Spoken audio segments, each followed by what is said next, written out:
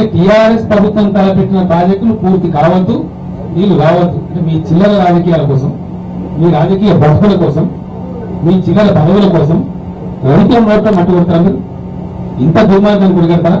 ఇవన్నీ సాక్ష్యాధారాలతో సహా ఉన్నాయి.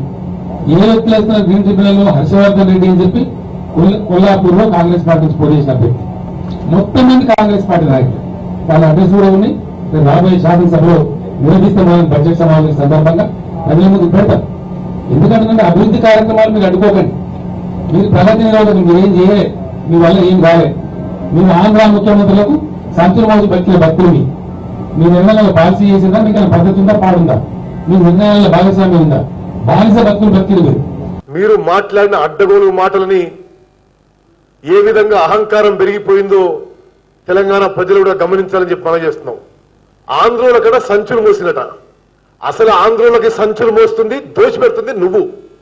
వాటర్ గ్రిడ్ టెండర్ లో 30,000 కోట్లు దోచిపెట్టిండ్రు. అడ్డగోలుగా ప్రాజెక్ట్స్ రీడిజైనింగ్ అని చెప్పి వేల కోట్లు అంచనాలు పెంచేసి ఆంధ్ర కాంట్రాక్ట్లు దోచిపెడుతుంది నువ్వు. మరి ఏ సంచులు కాదు, సూట్ కేసులు నీ ఇంటికి ఏ ఆంధ్ర కాంట్రాక్టర్లు తీసుకొస్తుందో ఈ తెలంగాణ ప్రజలందరికీ తెలుసని చెప్పి మనం చేస్తున్నాం.